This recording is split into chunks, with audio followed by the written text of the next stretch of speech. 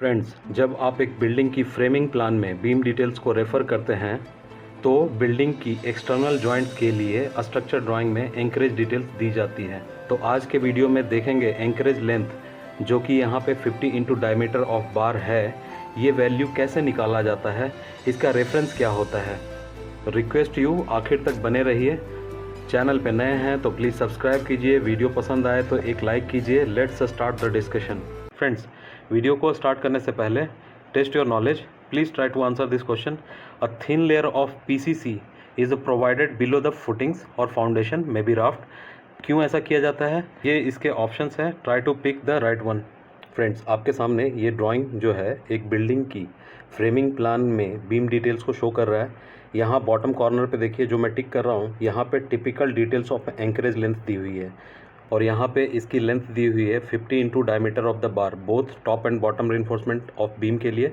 तो ये value 50 into diameter of बार ये आता कहाँ से है, लेट्स डिस्कस। वैल्यू को कैलकुलेट करने के लिए इंडियन स्टैंडर्ड्स 456/2000 जिसमें क्लाउज नंबर है 26.2.1, इसमें एक टर्म डिफाइंड की गई है डेवलपमेंट लेंथ। तो इस एंकरेज लेंथ को डेवलपमेंट लेंथ भी बोलते हैं और इसके लिए इन्होंने फार्मूला डिफाइन किया है which is 5 into sigma S divided by 4 tau B D. यहाँ फाई क्या होता है, nominal diameter of the bar, जो बीम में स्टील रिइंफोर्समेंट आप यूज़ कर रहे हैं उसकी डायमीटर। सिग्मा एस क्या है, स्ट्रेस इन द बार, जो बीम में स्टील रिइंफोर्समेंट है उसकी बात कर रहे हैं, at the section considered in the design load. और इसकी वैल्यू कैलकुलेशन में हम लोग लेते हैं 0.87 FY। टाउ बी डी क्या है, it is a design bond stress और इसकी वैल्यू मेंशन की गई है 26.2.1.1।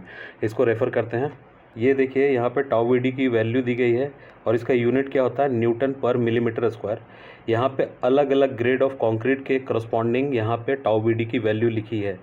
फ्रेंड्स, यहाँ पे एक बहुत ही इंपॉर्टेंट चीज़ ध्यान देने वाली बात है कि जो ये टाउ बी डी की वैल्यू दी गई है ये प्लेन बार्स इन टेंशन के लिए दी गई है। मीन्स जो बीम में स्टील बार यूज़ होने वाला है वो प्लेन बार है, it is not deformed bar. Second very important point कि जो बिल्डिंग कंस्ट्रक्शन में यूज़ होने वाला स्टील रिइंफोर्समेंट होता है वो डिफॉर्म्ड बार होता है। डिफॉर्म्ड बार का मतलब क्या हो गया, रिब्ड बार्स। रिब्ड बार्स कहने का मतलब कि जो आपकी स्टील रिइंफोर्समेंट होगी उसके सरफेस पे रिब्स को बनाया जाता है ड्यूरिंग मैन्युफैक्चरिंग। इसका रीज़न ये होता है कि जो आरसीसी मेंबर के लिए जब इस तरह के रिब्ड स्टील बार को आप यूज़ करेंगे तो bond strength between steel reinforcement and concrete material is very high. तो इसकी वजह से as a consequence we get a strong RCC composite material जिसको कि हम स्ट्रक्चर बनाने में यूज़ करते हैं। तो यहाँ पे जो टाउ बी डी की वैल्यू इन्होंने दी है दैट इज़ फॉर प्लेन बार। तो इसको किस तरह से डिफॉर्म्ड बार के लिए यूज़ करेंगे, let's see one by one. इसके लिए सेम क्लॉज में ही इन्होंने दो इम्पॉर्टेंट स्पेसिफिकेशंस को इन्होंने आउटलाइन किया है। उस first point, for deformed bars confirming Indian standard 1786 these value shall be increased, बढ़ाना है बाय 60%। मतलब कि M20 के लिए जो इन्होंने वैल्यू मेंशन की है 1.2, तो जब डिफॉर्म्ड बार के लिए जब इसको यूज़ करेंगे तो 1.2 मल्टीप्लाइड बाय 1.6 करना पड़ेगा अपने को। तो ये वाली वैल्यू जो होगी new tau B D dash होगा जो कि हम यूज़ करेंगे डिफॉर्म्ड बार के लिए। सेकेंड गाइडलाइन क्या लिखा है इन्होंने, for bars in compression the values of bond stress for bars in tension shall be increased by 25%।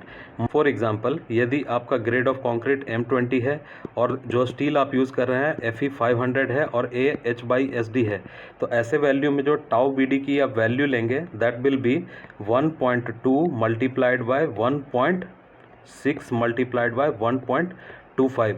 ये 1.6 डिफॉर्म्ड बार के लिए और ये 1.25 जो वैल्यू है it is for your compression. तो डेवलपमेंट लेंथ जो है दो फैक्टर्स पे डिपेंड करता है, first grade of concrete and second type of steel जो आप यूज़ कर रहे हैं, whether it is a plane बार और इट इज़ अ H/SD। जो इन्होंने गाइडलाइंस दी है उसी को मैंने यहाँ पे टैबुलेट किया है फॉर ईज़ ऑफ अंडरस्टैंडिंग। यहाँ पे इन्होंने मेंशन किया है टाउ बी डी के वैल्यू प्लेन बार के लिए इन टेंशन कितना लेना था, 1.2 किसके लिए, M20 ग्रेड के लिए, M25 के लिए 1.4, M30 के लिए 1.5, M35 के लिए 1.7 and M40 and above grade के लिए इट इज़ अ 1.9। अब जब यही वैल्यू को अपने को यूज़ करना हो डिफॉर्म्ड बार्स के लिए इन टेंशन, तो इसकी वैल्यू कितनी हो जाएगी, 1.92। क्यों, यहाँ पे मैंने इसको मल्टीप्लाई कर दिया कितना से, 1.6 के फैक्टर से। बॉटम वाले टेबल को रेफ़र कीजिए। यहाँ पे for deformed bars in compression design bond strength again कितना हो जा रहा है 2.4, किसके लिए M20 ग्रेड के लिए। मींस यहाँ पे अगेन 1.25 वाला फैक्टर से यहाँ पे मल्टीप्लाई करके मैंने वैल्यू को टैबुलेट किया है। अब ये समझिए कि ये 50 इंटू डायमीटर की वैल्यू कैलकुलेट कैसे करते हैं। आपके सामने ये एक बिल्डिंग का फ्रेमिंग प्लान है जहाँ पे स्लैब की रिइंफोर्समेंट डिटेल दिखाई हुई है।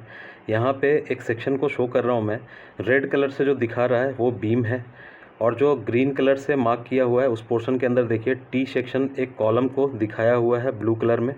तो फ्रेंड समझिए यहाँ पे जो एंकरेज लेंथ प्रोवाइड की जाएगी वर्टिकल डायरेक्शन में, जो बीम है टर्मिनेट हो रहा है यहाँ पे, कहाँ पे आके कॉलम के ऊपर में, तो यहाँ पे एंकरेज डिटेल प्रोवाइड की जाएगी।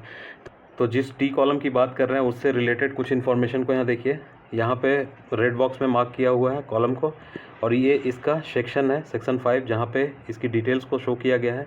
इस कॉलम के करस्पॉन्डिंग कॉलम शेड्यूल से लिया गया है ये डिटेल, जिसमें M40 ग्रेड ऑफ कंक्रीट बता रहा है। और फ्रेंड्स यहाँ पे एक बहुत ही इंपॉर्टेंट बात जो अक्सर इंजीनियर्स को कन्फ्यूज़न क्रिएट करते हैं कि जब हम LD की कैलकुलेशन कर रहे हैं तो वहाँ पे कॉलम के लिए जो आपका ग्रेड ऑफ कंक्रीट है वो, या फिर जो बीम और स्लैब जो पोर्शन है उसके लिए ग्रेड ऑफ कंक्रीट है, तो इन दोनों में से किस वाले ग्रेड को LD की कैलकुलेशन के लिए सिलेक्ट करना है।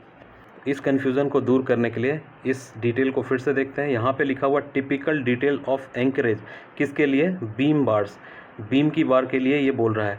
तो माइंड माय वर्ड्स कि जब आप LD की कैलकुलेशन करेंगे तो उस समय बीम और स्लैब के लिए जो ग्रेड ऑफ कंक्रीट दी हुई है उसी के करस्पॉन्डिंग ही LD की वैल्यू कैलकुलेट होगी।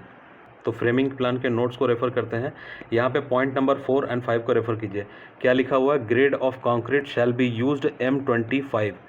पॉइंट नंबर 5 क्या है कि 5 डिनोट्स द H/SD डिफॉर्म्ड बार है जिसका ग्रेड क्या है FE 500। तो अब इसकी कैलकुलेशन करते हैं। तो LD की वैल्यू क्या होगी, 5 इंटू 0.87 FY कितनी है 500 डिवाइडेड बाय 4 इंटू 1.4 इंटू 1.6। जब ये वैल्यू आप कैलकुलेट करते हैं तो इसकी वैल्यू आती है LD is equal to 48.555। Deformed bar जो कि कंप्रेशन जोन में होगा उसके लिए डेवलपमेंट लेंथ कैसे कैलकुलेट करेंगे, इस बात को समझने के लिए इस बीम के क्रॉस सेक्शन को देखिए। यहाँ पे जो भी रिइंफोर्समेंट बार होगी बीम में वो सारी की सारी टेंशन में होंगी, लेकिन कंक्रीट के टॉप पोर्शन को यदि हम देखें तो वो पोर्शन क्या होगा, कंप्रेशन में, और बॉटम पोर्शन जो होगा वो टेंशन में होगा।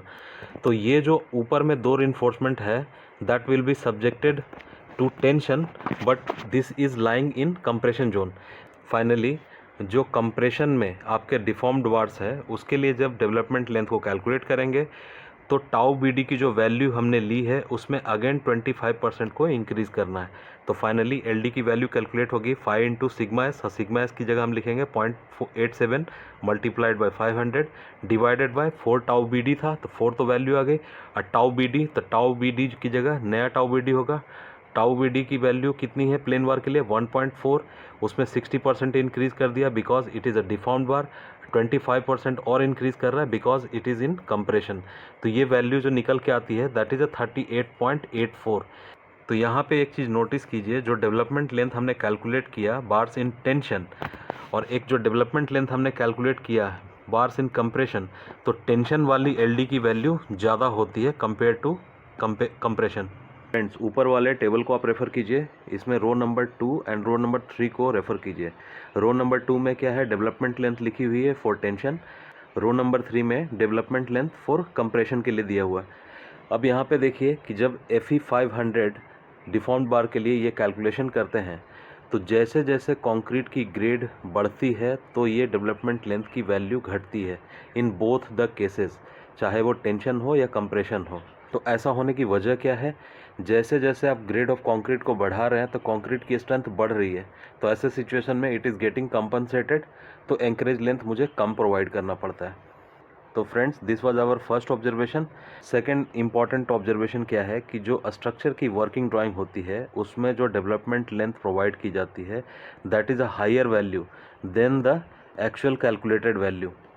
जो LD की वैल्यू हमने कैलकुलेट किया फॉर टेंशन वो कितनी वैल्यू थी 48.555। उसके बाद LD की वैल्यू हमने जो कैलकुलेट किया फॉर कंप्रेशन दैट वाज 38.85।